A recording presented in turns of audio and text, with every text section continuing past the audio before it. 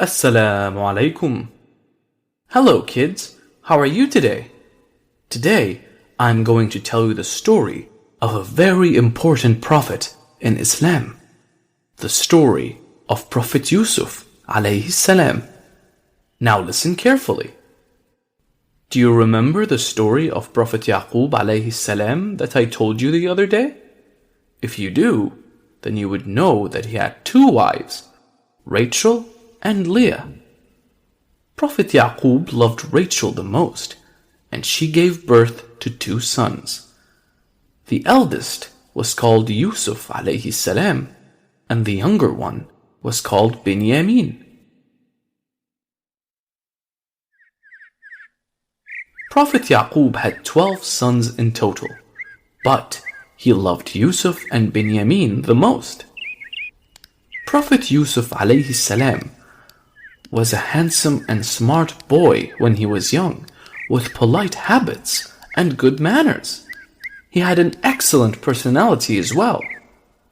Prophet Yaqub alayhi salam had a deep affection for Yusuf, more than his other children.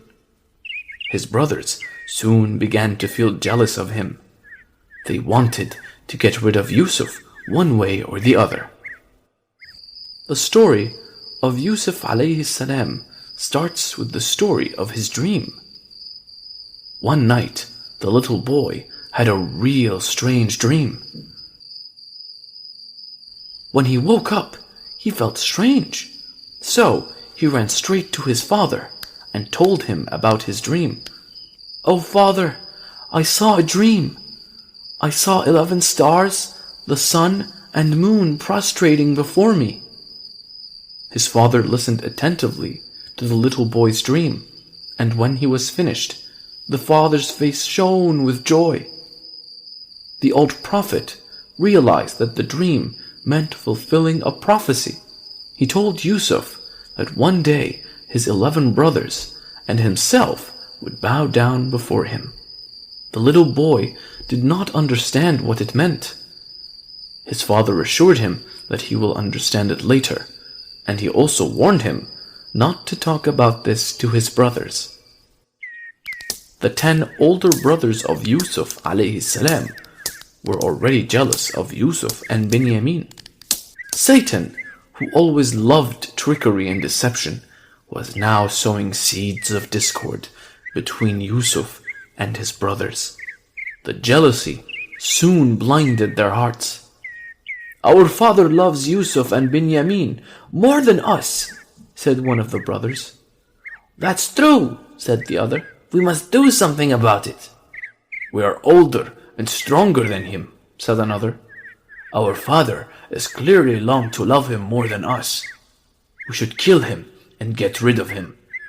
"I have another idea," said the eldest brother, who didn't want to kill Yusuf.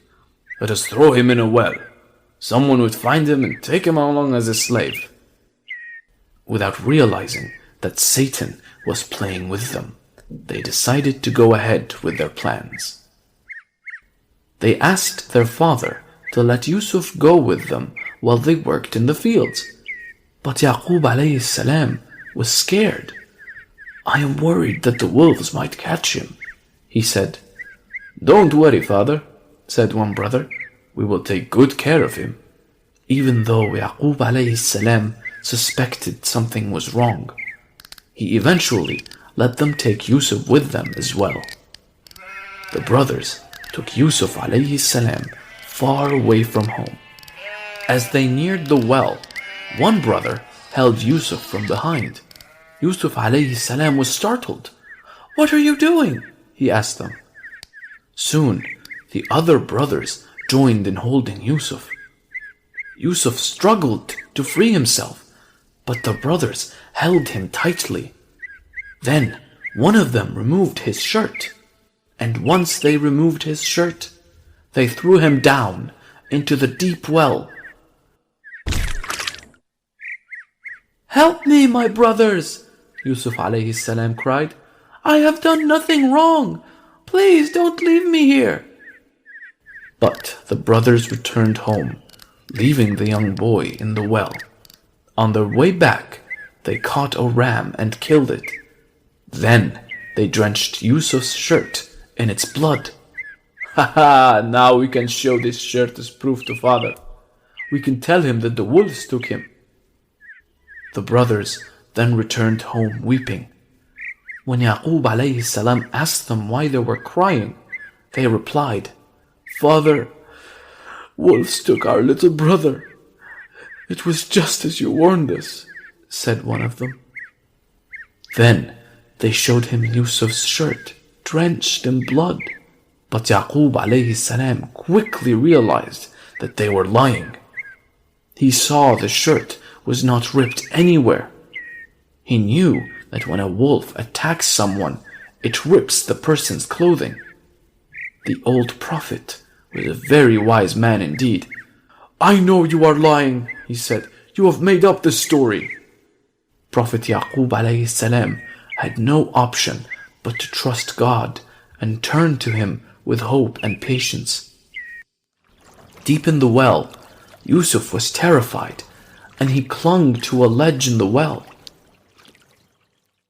That night, both father and son turned to God in the deep darkness of the night. A mixture of hope and fear filled their hearts.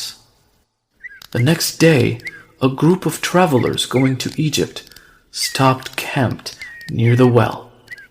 They decided to draw some water from the well.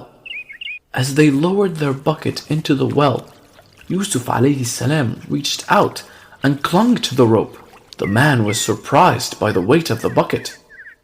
He was shocked and surprised when they saw a child clinging to the rope. He called his companions for help. They were all amazed at the sight of this beautiful child who stood before them. "What good news!" they cried together.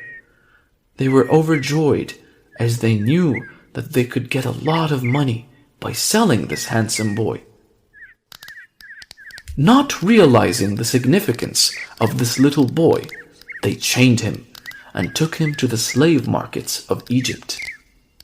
The news of this beautiful boy spread fast, and people gathered in the hundreds to see him.